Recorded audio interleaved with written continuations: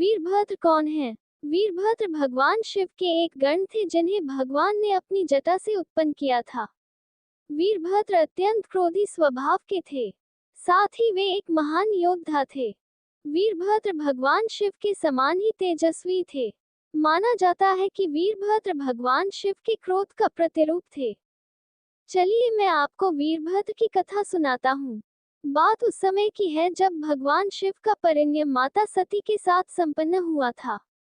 माता सती के पिता प्रजापति दक्ष इस विवाह का विरोध कर रहे थे।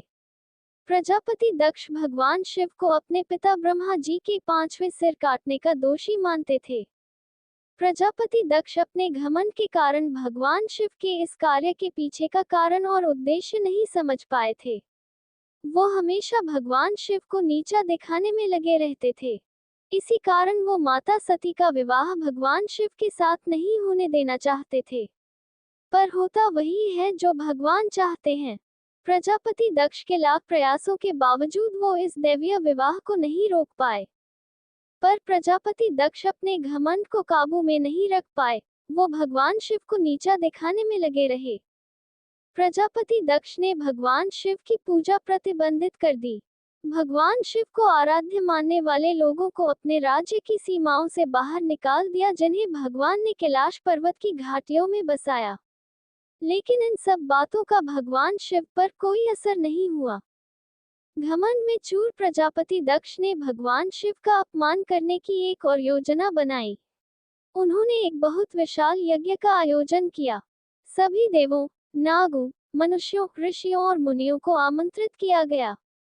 भगवान विष्णु, भगवान ब्रह्मा, माता लक्ष्मी और माता सरस्वती को भी आमंत्रित किया गया। पूरे ब्रह्मांड में केवल भगवान शिव, माता सती और उनके कुछ अनुयायियों को आमंत्रित नहीं किया। माता सती को विश्वास ही नहीं हुआ कि उनके पिता ने उन्हें आमंत्रित नहीं किया। भगवान शिव ने उन्हें बिना आमंत्रण के जाने को मना किया, किंतु पिता प्रेम के विवश होकर माता सती ने भगवान शिव से वचन ले लिया कि वो उन्हें नहीं रोकेंगे। माता सती अपने पिता के घर पर अकेली गईं। भगवान शिव उनके साथ नहीं थे, परंतु अपने पिता के घर में उनसे परायों का सा व्यवहार हुआ। ना तो उन्हें भगवान शिव की अर्धांगिनी होने का उचित सम्मान मिला और न ही प्रजापति दक्ष की पुत्री होने का। प्रजापति दक्ष घमंड में चूर होकर भगवान शिव की निंदा करने लगे। यज्ञ में भगवान का भोग भी नहीं लगाया। प्रजापति ने समस्त आगंतुकों के समक्ष माता सती को अपनी बेटी मानने से इनकार कर दिया। माता सती को ग्लानि हो रही थी कि उन्होंने भगवान शिव की बात क्यों नहीं मानी। अपने पिता द्वारा अपने पति की निंदा भी वो सह नहीं सकती थी। उन्होंने मां शक्ति का रूप धारण कर प्रजापति दक्ष से कहा कि वो उनकी पुत्री नहीं और इस दुस्साहस के लिए उनका वध भी कर सकती हैं। किंतु माता ने प्रजापति दक्ष का वध नहीं किया क्योंकि वे उनके पिता थे, लेकिन वो भगवान शिव की निंदा भी नहीं सह सकती थी। भगवान शिव की बात न माने की ग्लानि के कारण माता कैलाश वापस भी नहीं गई।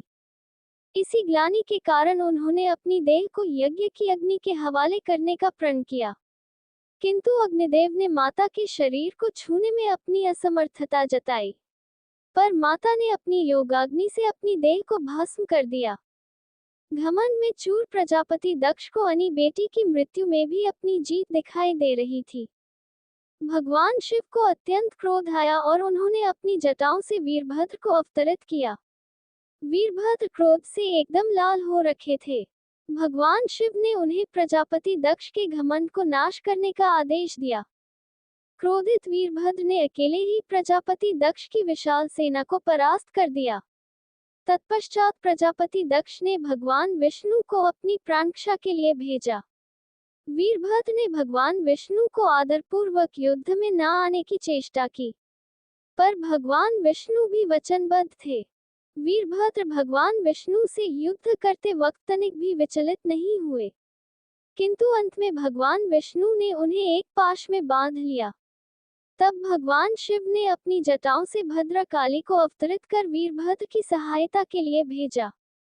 भगवान विष्णु अपने वचन की पूर्ति होने पर युद्ध मैदान से चले गए। तत्पश्चात वीरभद्र ने प्रजापति दक्ष का सिर धड़ से अलग कर उनके सिर को उसी यज्ञाग्नि में जला दिया जिसमें माता सती ने आत्मदाह करने का प्रण लिया था। वीरभद्र वीरता की चरम सीमा थे। धन्यवाद।